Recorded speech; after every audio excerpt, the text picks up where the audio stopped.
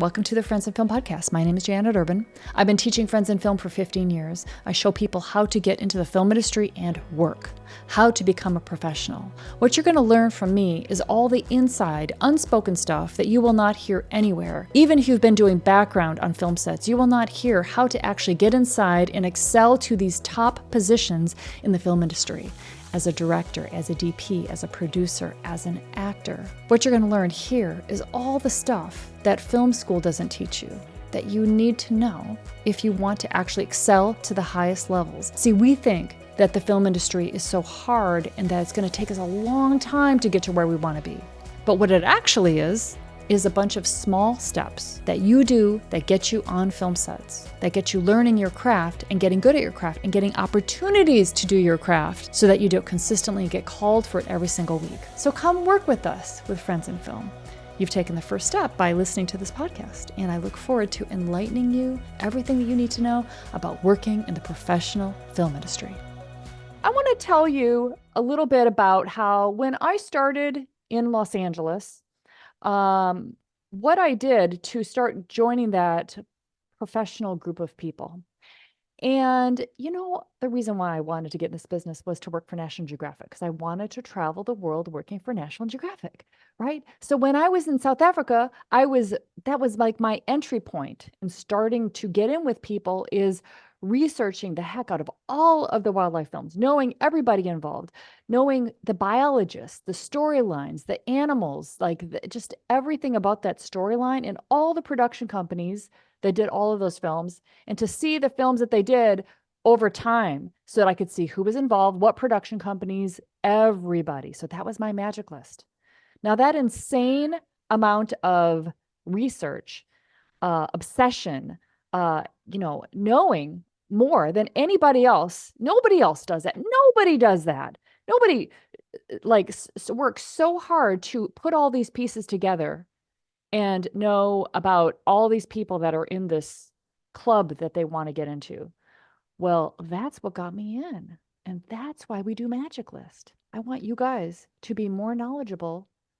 You just want to be more knowledgeable than anybody else. You want to be obsessed with your industry and what's happening there and what you want to do in it and your genre that you want to do, and find all the people that are doing that kind of work.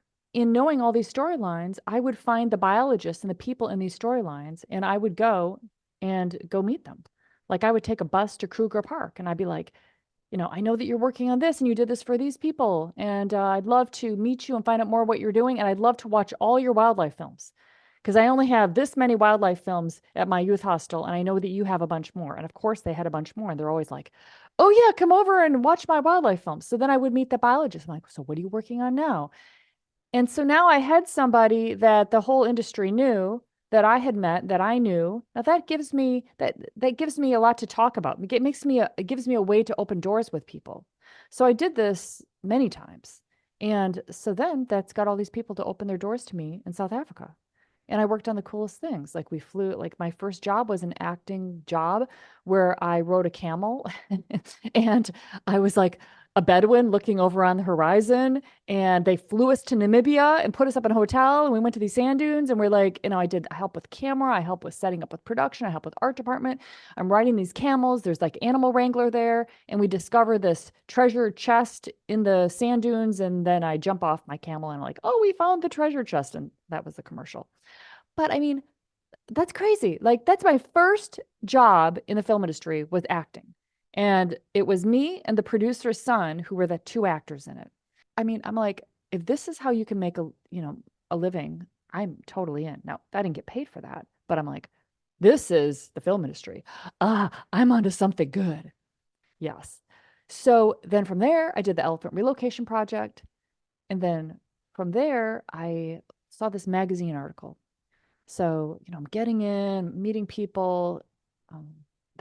You're going to read it all in my book, but I saw this magazine article, and it was written about this guy, and a picture of him too, a war photographer who was from Boulder, Colorado.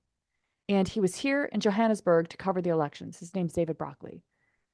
And I was like, oh, wow, he's from Boulder. I should look him up. So I contacted the editor of the magazine. I'm like, hey, I'm here, I'm working with this production company, and I'm also from Wisconsin. I would love to get David's information. Can you give me his phone number? And they're like, sure. And they gave me his phone number because I was in and I called them and I asked for it. And so then I called David and he's like, oh, yeah, that'd be awesome. Come on down. We're at this bar and we're playing pool. I'm like, okay. So I go there, go to the bar. I walk in the bar, and in this bar, it's filled with international Pulitzer Prize winning journalists, photojournalists, fixers, everybody, bureau chiefs, they're all there waiting for something to happen because they are all flying in. They're all flying in from all around the world. Reuters, ABC News, Associated Press, WTN, all of these people. And I'm like, oh my God, this is this is the mother lode. Like, these are very interesting, exciting people. And so I'm like looking for David. I spot him because I saw the picture, and he comes over to me, and he's got like this curly hair and this just great smile and just this great energy. And he's just like, hey, I'll come over, talk to me, playing pool. So you've been traveling around the world. What you been doing? How's that safari? And just like all, just so awesome. And then I meet all of his friends, and he introduces me to them. This is Joe. This is Kevin. Well, these were the Bang Bang Club photographers. These were famous photographers that they made a movie about. Now, at that time, the book was just being written by Greg Marinovich about this group of war photographers. Well, I'm basically in the book. Like, I'm not, they don't name my name, but that is the time period that I was there, and he's writing about the book. So these are people that were my friends that I met through David. And then David became my boyfriend, which was awesome. And I was, going to parties. I'm like, going to outdoor cafes. We're playing frisbee. We're all hanging out together. And then somebody's like, hey, do you want to be a fixer for ABC News? They're looking for somebody that can help out with setting up interviews. And I'm like, sure, I can do that. And they're like, okay, come tomorrow. So I go over there, and they bring me to this little room, and they give me like a sheet of paper which had some phone numbers on it and some like scribbled notes. And they're like, so call these people, research, and find us some stories. I'm like, okay.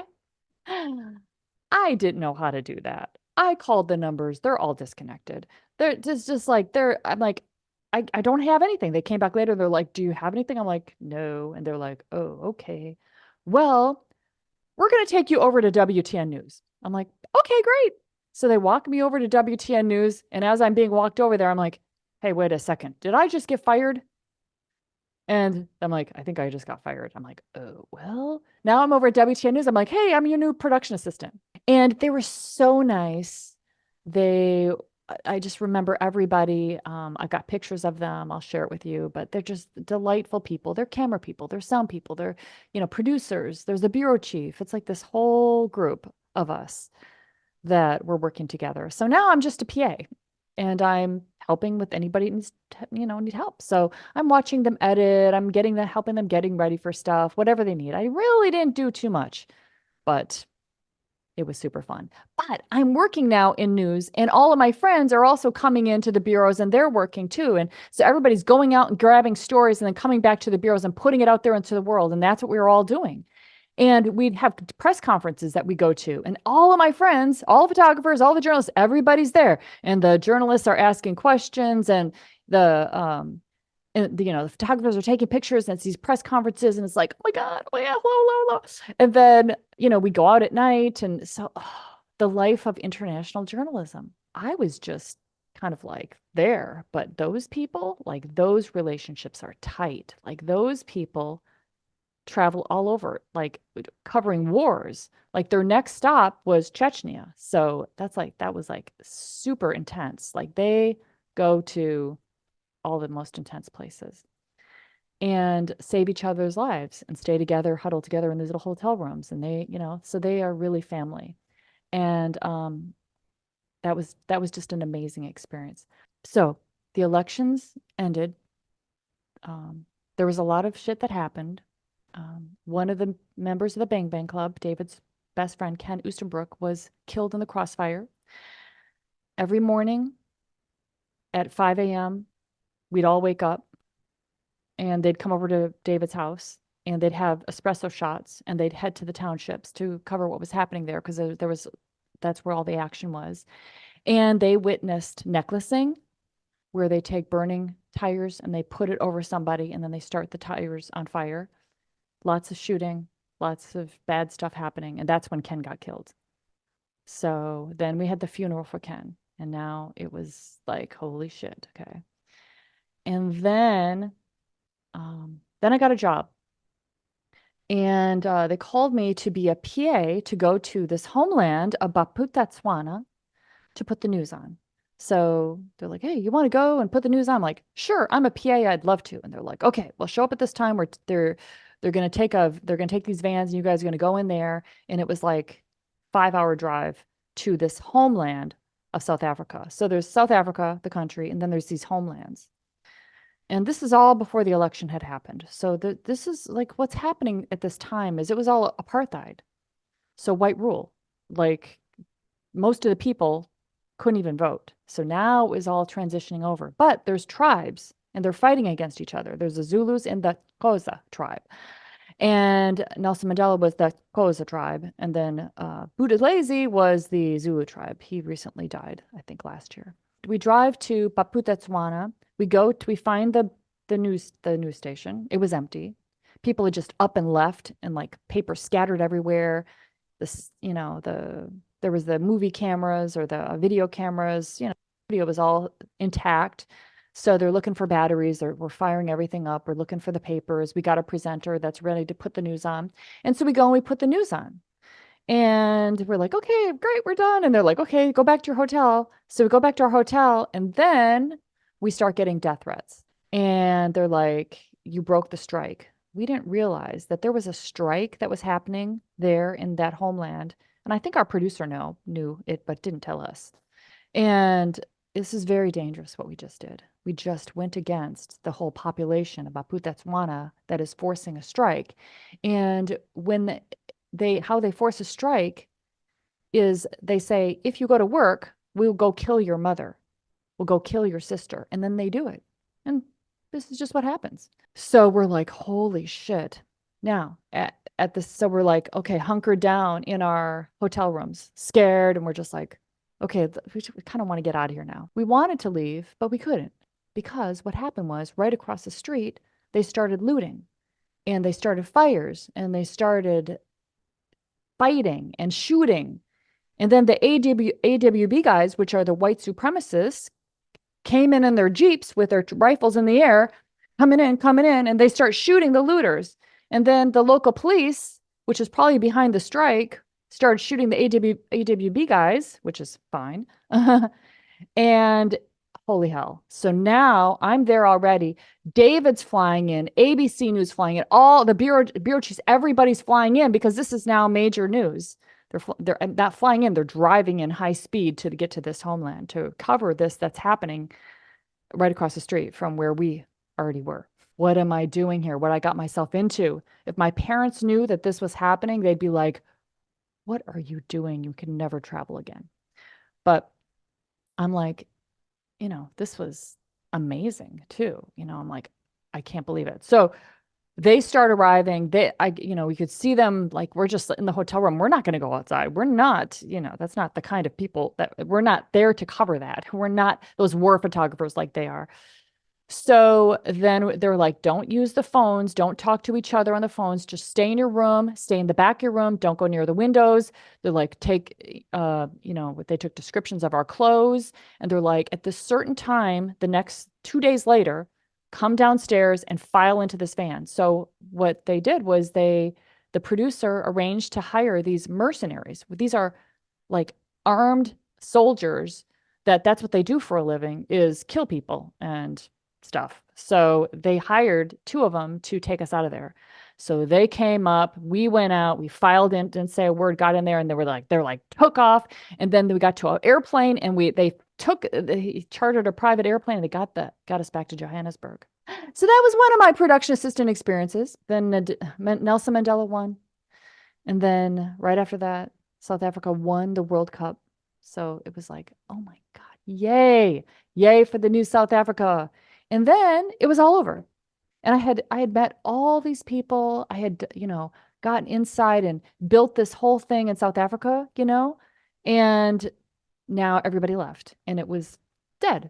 I mean, because that's what happens.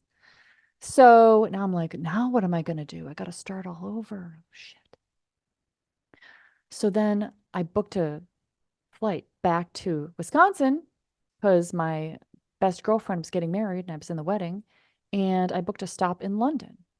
And I'm like, okay, I'm going to use everything that I just came from and get myself going with connections in the United States from this stop in London. So, but I'm like, so how should I do this? Well, I knew that one of the producers that I was working with that did the elephant relocation project, I knew that he knew some people in London. He worked for them. The film industry is so tied together, right? So I'm like, hey, you guys, I'm going to be flying through. I'd love to meet you guys. And Steve says hi. And they're like, okay, come on by. And then from there, I was like, oh, okay, they met with me. Now I can maybe make meetings with Survival Anglia and the BBC Natural History Unit. And some of the people that are over in London here are like, oh, I know some of these Oxford Scientific. So when I got to London, I called all of them and I'm like, hey, I'd love to come over and pop in and meet you guys. I just came from South Africa. I was working for ABC News and WTN News as a production assistant. And I worked with Steve from this company. And yeah, a lot was going on down there. I would love to pop by and just see what you guys are up to. I'm heading back to the United States. And they're like, well, yeah, sure, okay. And I set up the first couple meetings, and then the rest of them just fell right into place because I'm like, hey, I'm meeting with Steve at this time.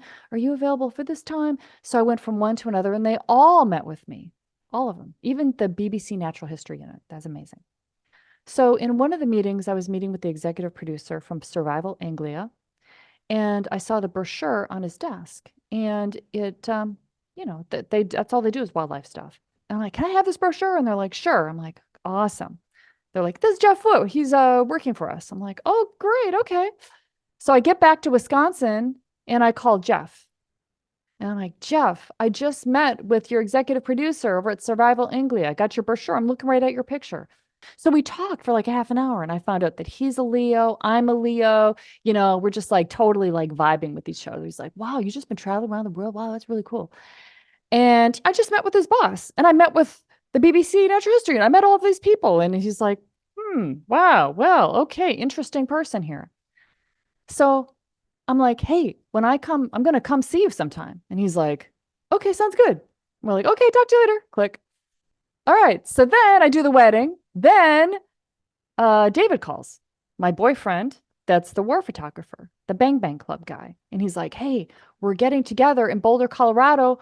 Do you want to come out with and, go do a family vacation with us? We're going to head up over to Vail. We're going to go to some operas. We're going to go skiing. And I'm like, sure. So I fly out to Boulder. I meet his family. They're all like very impressive people, like journalists and musicians and attorneys and like entrepreneurs. I'm like, wow, interesting. I've never met anybody that's like that. And that was amazing. And then David goes back to Prague. And now I'm like, what should I do now? I'm like, I'm going to go drive up and see Jeff. So I drive up to Jacksonville because I'm already over there. And I pop in to see Jeff. I'm like, hey, good to see you. And, let me see your gear. And he's like, I'm like, let me see your gear. Let me see your photographs. And he shows me all of his stuff. And he's like, so where are you staying? I'm like, well, I was thinking I'd just stay on your couch. He's like, okay. And he's like, so how long are you staying? I'm like, I don't really know. I don't really have any plans to leave. And he's like, okay, well, let's go have some dinner and let's you know, see what's up. So we went and we have dinner and we just totally get along great. And he's about 20 years older than me. And then that evening after dinner, we go over to this journalist house that's a writer for National Geographic, Jeremy. And he just came back from Mongolia. And I'm like, holy shit, right away, I'm meeting wildlife people. This is amazing. So then I'm staying with Jeff. I'm staying on his couch. And, I'm helping him get ready for expeditions, like carrying gear and helping him get ready. And, like NPR's on the always playing. And we're having like green tea, and I'm like, this is just a different life. This is like, yeah, these are wildlife people. Like, this is like, he's got like this enormous bookshelf of poetry and nature stuff. And just like, this is the real deal, that he got like a polar bear van that he drives up to Churchill. He's got another expedition van that he does for photography. His whole basement is just filled with photography gear. So, the real deal, I had not seen that before. Not like that. Anyway, so Jeff and we go around the Western United States. We do an expedition, and I, I'm supposed to be a camera assistant. I wasn't very good at it, but I did my best. He was supposed to teach me photography. I thought I was amazing, but I wasn't. But I was learning, and he was teaching me. And then it was Thanksgiving. I go to Yvonne Chenard's house. Yvonne Chenard is a friend of Jeff. Jeff was a Camp 4 climber. When climbing started, it started in the United States in Yosemite. And it was Yvonne Chenard, Royal Robbins, Galen Rowell, Chuck Pratt, these very famous young 20-somethings climbers that scaled, that basically invented climbing and made their own equipment to be able to scale these walls like in Half Dome and stuff. So Yvon Chouinard's the owner of Patagonia. He was one of the main ones, and he's lifelong friends. Jeff was only, I think, 16 years old when he came and said, "Hey, you guys, I want to climb with you guys." They all lived at Yosemite and climbed. That was their life. And then they went on because they're amazing people to become multimillionaires that donated like a huge amount of their profits to save the world. And that's the case with Yvon because everything I've been in his offices and it's like check after check after check after check. Like he exists, that company's built to be able to, for conservation purposes. Anyway, so we go over to Yvonne's house for Thanksgiving. And there, all these geographic wildlife people were there. And there was this producer. Her name was Sandy Ostertag. And she's like, Janet, if you want to get into National Geographic, you should do sound because they always need, there's always sound, camera, and producers, and you can get in much faster doing sound. And I was like, I don't even care what I do as long as I get to travel around the world and, keep this lifestyle. I just love it. I just love to be there while this stuff is happening. She's like, yep, that's what you should do. And I'm going to give you the name of this guy in LA. His name's Bob Eber. He's Emmy Award winning. He's big and he's a sound mixer in Los Angeles. So here's his information. Here's his phone number. So then I call Bob. I'm like, hey, Miss Janet Irwin, I'm going to come over there in LA. I'd love to be on set with you. And he's like, okay, well, let's see what happens when you get here. I call him like 5 times.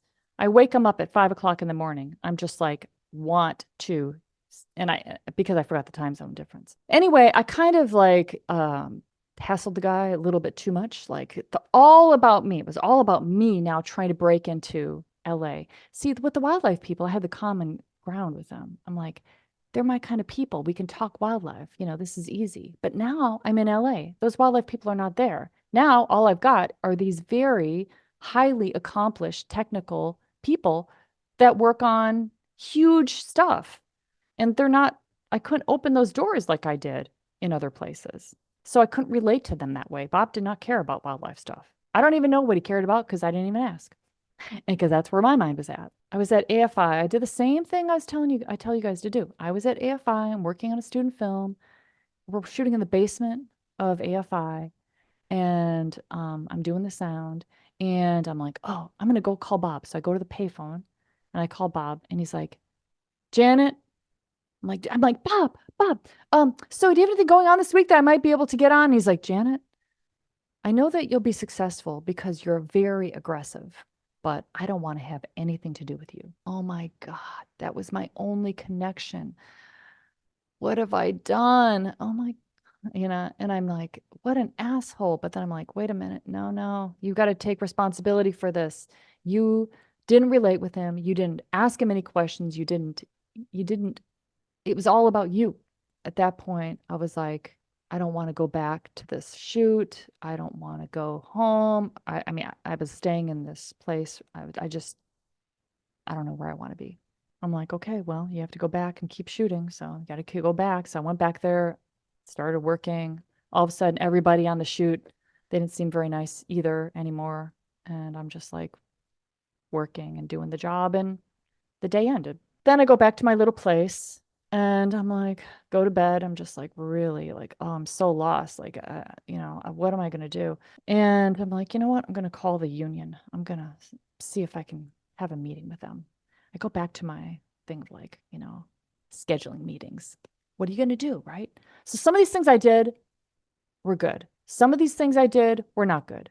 Like, I'm not telling you to do what I did because what I did, you're going to find out in a second, got me blacklisted from a lot of people. So I'll tell you what I did next. I met with a union rep and we had lunch. And he gave me the list of all of the union sound mixers. That list is private. They don't give that list out. He gave it to me. So I had all their numbers. I don't know why he gave it to me, but probably because of what I had just done and talked, like, hey, I just came from Afro. I'm already in the business. I'm already working it. And so he gave it to me. So now I had this list of 500 people. I'm like, yeah, I didn't need that referral anyway. I've got 500 people here that I can call. I'm like, this is like the mother lode. So now I start calling these people and they're like, who are you? They're like, well, what have you done? They're like, you got no experience. Call me later. And I'm like, what are you doing? Why are you calling people? What? This is a union list. Do you realize who you're calling? Click. Yeah, just like you have no experience. I don't know what I can do for you. I get to W, Rick Waddell.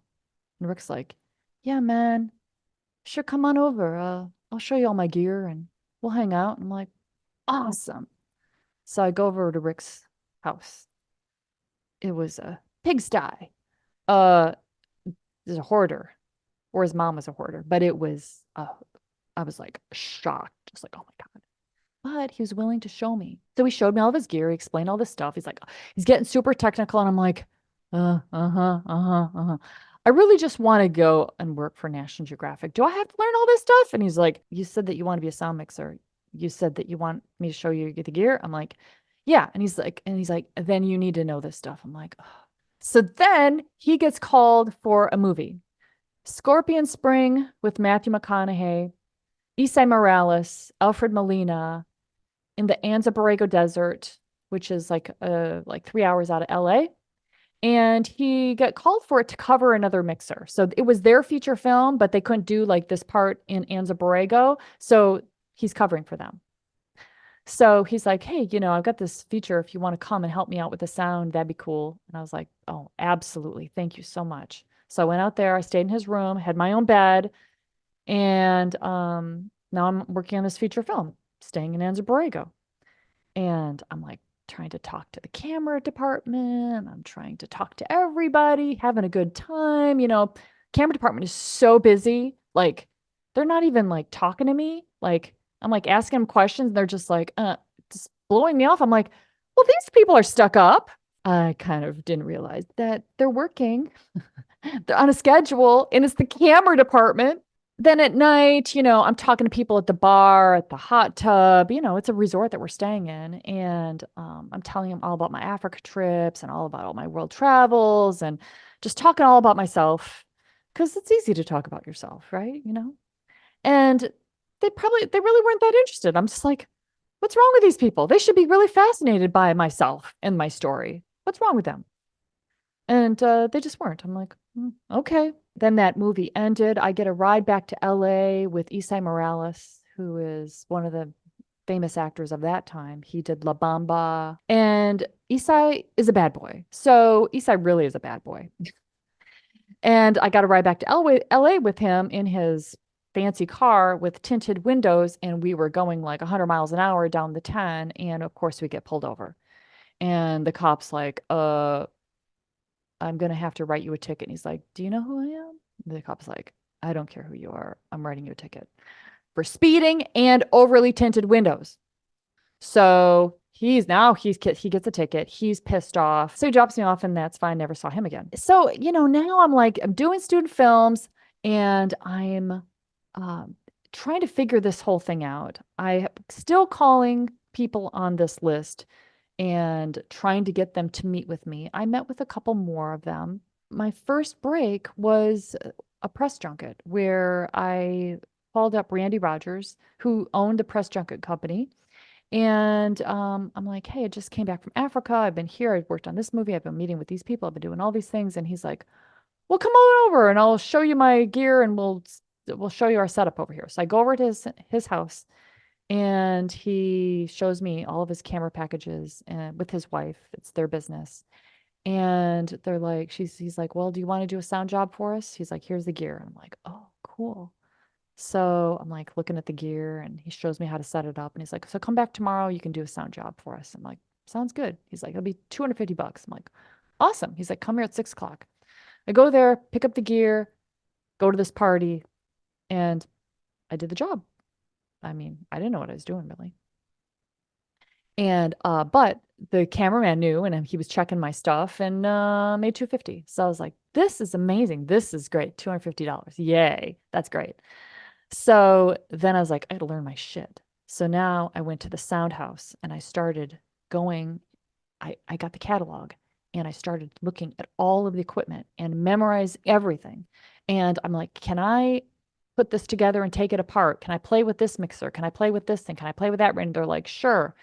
Because they know that if they have somebody come in and try all their stuff out, when you are ready to buy gear, you're going to buy it from them, which was true. I bought everything from them.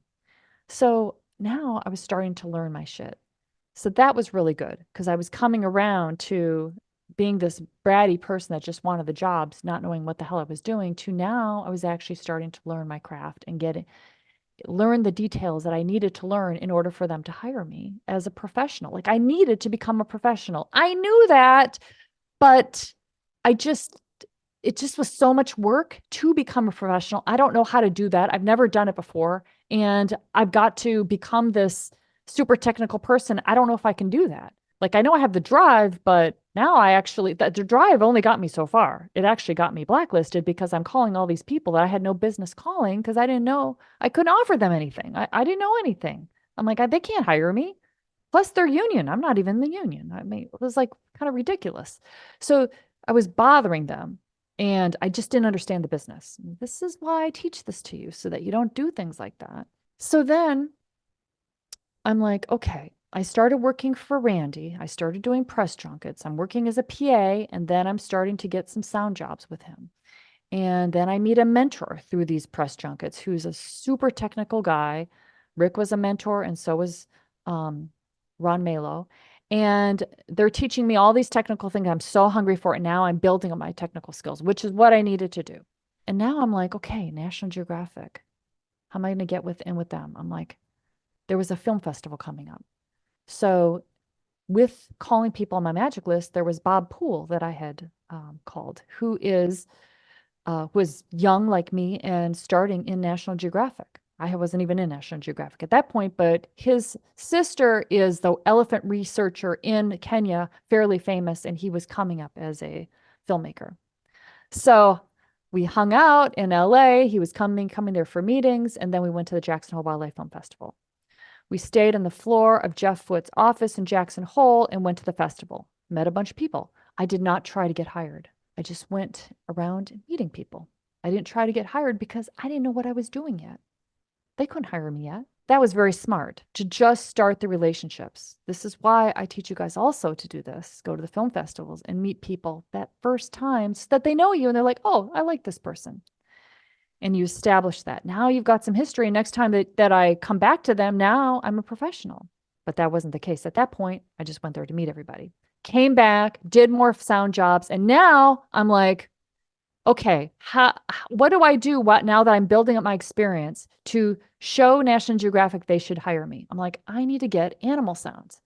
So I'm like, how am I going to get animal sounds? Well, I'm in Los Angeles and I know that there's all these wildlife animal companies that bring animals into the film sets. So I'm like, what if I call these companies and record their animals? I'm like, that would be great. Now I'll have a whole bunch of animal sounds. I can tell National Geographic that. So I find a sound effects company in Canada, in Toronto, actually, And I'm like, hey, if I find all of these animals and bring them into studios and record them close up and their sounds, will you guys pay me for it? Which I'm going to actually pass on to the animal trainers. And they're like, sure. I'm like, okay, great. I didn't even care about getting paid. I'm like, it'll all go to them because I knew it was going to cost probably a couple $1,000s to get all these different animals in the studio. So that's what I did. So I brought in snakes and brought in a mouse, and the snake like bit the mouse, and I recorded baboons preening each other. I recorded a bag of bees. I recorded owls. I recorded mountain lions. I recorded a zebra. And how we got the zebra sound is we brought in a donkey that was best friends with the zebra. And now they're all happy in the studio. And then we walked the donkey out of the studio. And now the zebra's like, making the sounds because like my best buddy just left. I recorded all these sounds. So that was cool. And that project went really great. And I don't know how I thought of that. I just creatively thought of like, what do I need to show National Geographic? Now, the reason why I'm telling you this part of the story to you, which is what I really wanted to start off with, but I ended up at the very beginning, and now you know more of it, was I want you guys to be thinking also creatively about what you can do as an artist for your own pathways. So everybody that I'm working with at these press junkets and in these interviews and these behind the scenes, they're all like, they remember who I am because I'm doing things that nobody else is doing. So they're also referring me to travel jobs, and my name is getting spread out all over the place as this adventurous person, which is exactly who I wanted to be, that I was trying to make myself into being, was who I was being. And that's how I was becoming known in LA. And so that's how I got this project, Supermodels in the Rainforest, down in the Amazon in Venezuela, and flew down there. And at the same time that I am doing the sound for a behind the scenes of a photo shoot with all these supermodels that they flew down from New York and all these places, I'm also recording animal sounds, and I'm out all night. I'm recording all these things. And I'm working with their local trackers to try to get these amazing sounds of the bats and the different things that were happening, the beavers and the capybara. And I'm doing this for my sound effects company as well. That the sound effects company I'm going to send these sound effects to. Then I get a call when I'm down there from my old mentor, Jeff Foote. And he's like, hey, I'm down here in Patagonia. They said they wanted sound. So do you want Alex Gregory, who's the executive producer, to call you and see if you want to come down here after you're done with Venezuela? I'm like, yes, please. So Alex Gregory calls me and he's like, yeah, we'll pay you $200 a day. These are the sounds that we need. You can meet up with Jeff in Peninsula Valdez, which is in southern Argentina in Patagonia. And then after that, head down to Torres del Paine and get the condor sound. I'm like, sounds good. They pay for my ticket. I fly down there, pay for all my accommodations. I meet up with Jeff. I record the orcas coming on the beach, eating the elephant seals. We're in a blind. It's like, this is all like totally wildlife, the way you do it. They're shooting film. I'm getting my sound. I got my sound effects that I'm going to give to those guys. I'm also going to sell to my sound effects company. And this is what I did. So this is amazing. Just more of the story, right? So I used this to open doors in commercials because nobody does things like that. Nobody has these kind of stories. And then I won an Emmy for National Geographic. That helped too. The passion opens the doors. The more I teach Friends in Film after 15 years, the more I realize that what's actually opening these doors is developing this passion. While you do that 20% on these passion projects, these indie films that you're on, and when you're home, when you're writing, when you're researching, when you're doing your art, create who you are and what you have to give out there. And then when you get on these passion projects, it's so easy with the get on shoots method. They're so easy to get on these shoots. You develop that part further. It's easy to do it in the free work because people need that help and they want it and they welcome it, and you're not really getting paid anyway, so you can develop your story there. Then the 80% focus on the professional work. That's part of it too, that a lot of people don't like, they forget about that part. They just get caught up in what they can find on Facebook. No, we've got to also have that 80% where we're getting production assistant jobs. And that's not hard. It's not hard when you do it the way that, with all these methods that I'm teaching you guys to do. because you get out there and people, it's just like me. It's the same thing that happened for me. You're an extraordinary person that's doing stuff out there in the world, and people hear about you and they're like, oh, I can trust this person. They would represent me well, and I will refer you to this production assistant job on this shoot. And then you get on there, and then more and more and more and more. You keep rolling as exceptional. So we're using your passion to open all these doors. It is the common ground with certain people. It won't be with everybody, but it will be with certain people that you will connect with, and you will all move up together, and you will refer each other, and they will be your people. And it's very exciting and very fulfilling for you too, because it is truly you developing this passion inside you. And then we use it to open up all these doors. Your pathway is going to be amazing too. It's going to be different, but amazing. And it's going to be only yours. As far as for your experience with National Geographic, like you said, you were out and moving and traveling. You were already in Africa, and then you kind of half stumbled upon them, and you were like, "Oh, that looks awesome," and then you pursued it.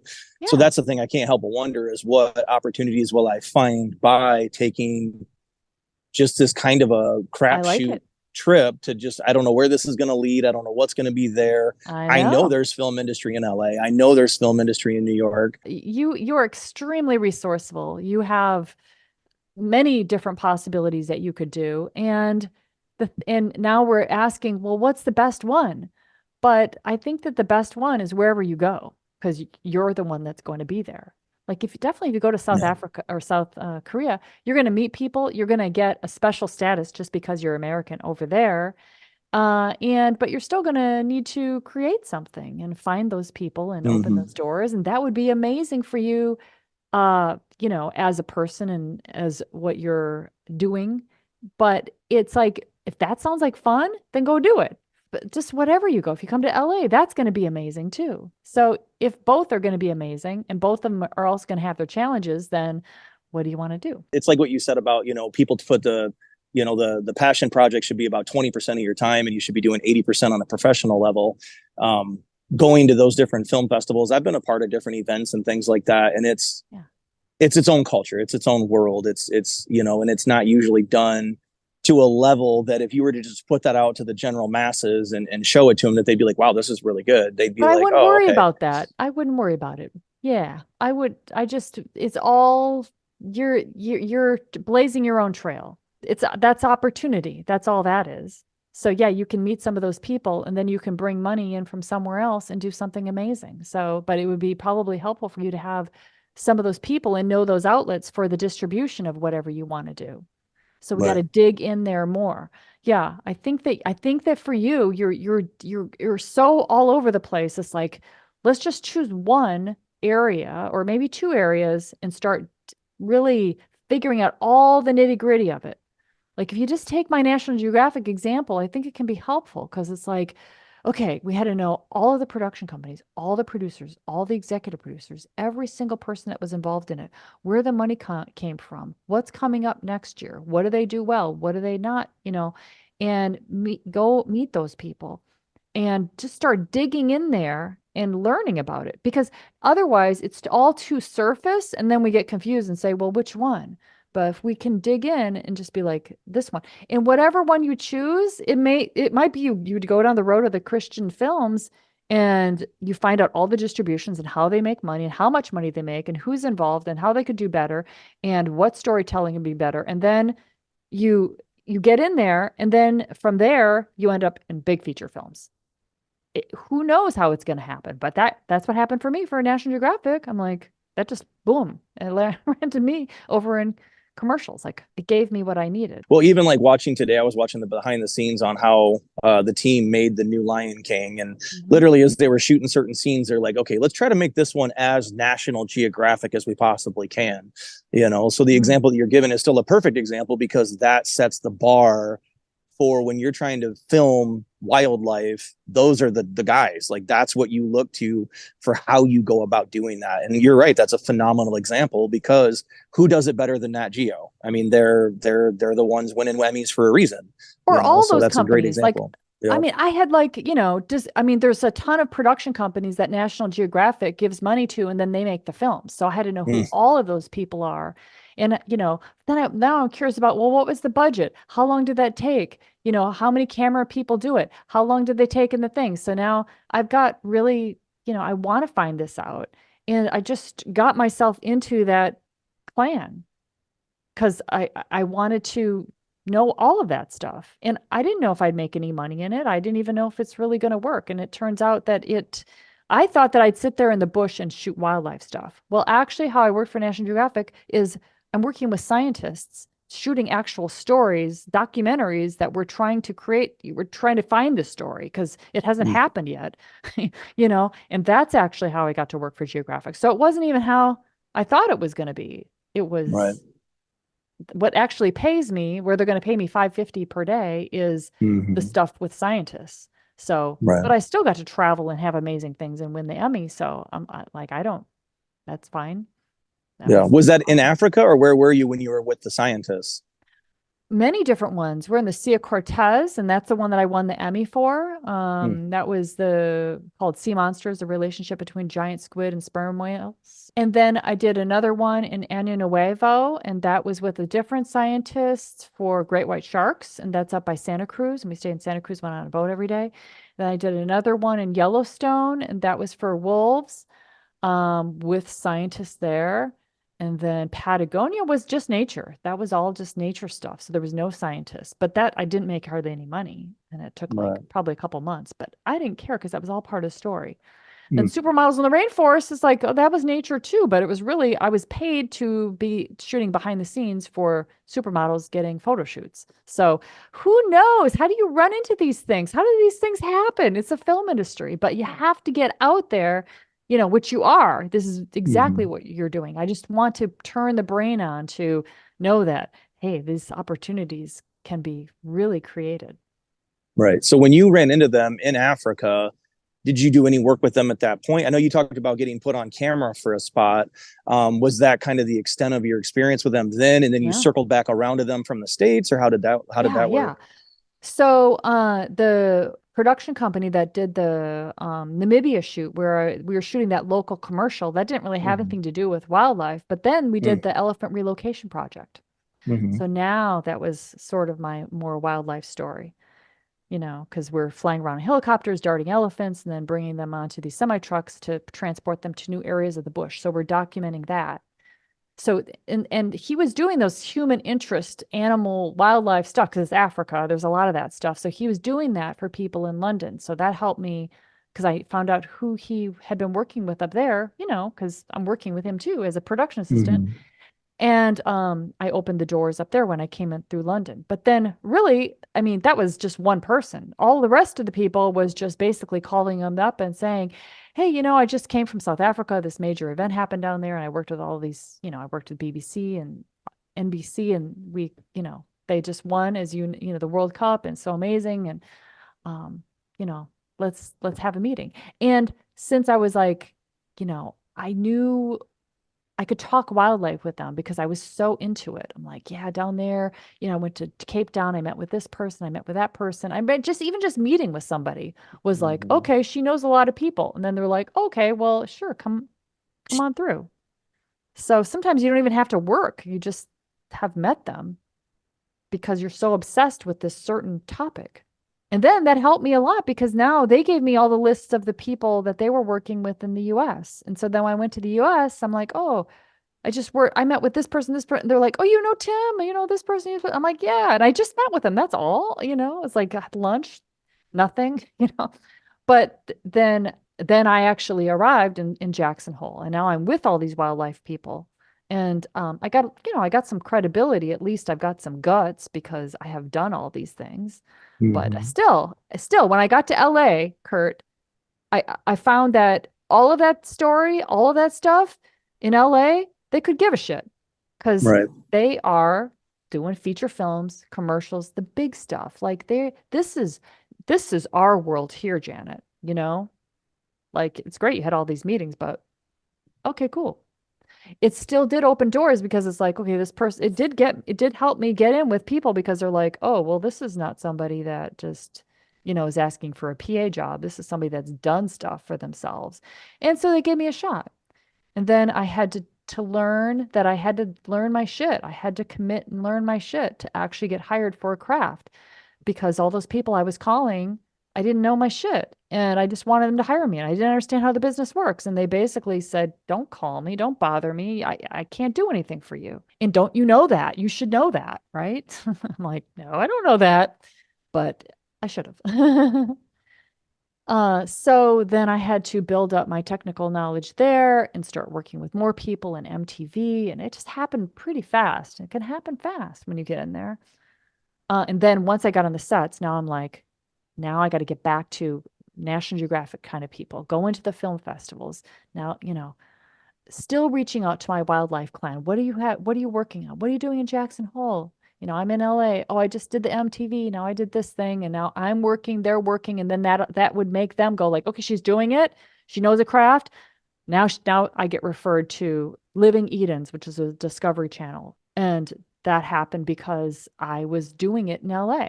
If I'd still been just making the meetings, hey, you want to meet and have lunch? Well, what are they going to hire me for? Right. PA in Patagonia? No, we don't have PAs in Patagonia. So I had to become the real deal. And then now all these people that I had met now could hire me. It's a great pathway for you guys to see in your mind. Yours is going to be different, but it's going to be somewhat similar to that for sure. Okay, well, thank you so much. Let me know what you decide you're going to start digging into. Great to see you. Thank you so much, everybody. Bye, everybody. Bye-bye. So awesome. You've just expanded your mind about the film industry. So instead of taking stabs in the dark and trying all these different things, how about you focus 10 months of you working in the film industry with me helping you? That would be our craft certification program. If you're interested in that, go to friendsinfilm.com/join and come in with us. That's friendsinfilm.com/join. I'll see you there.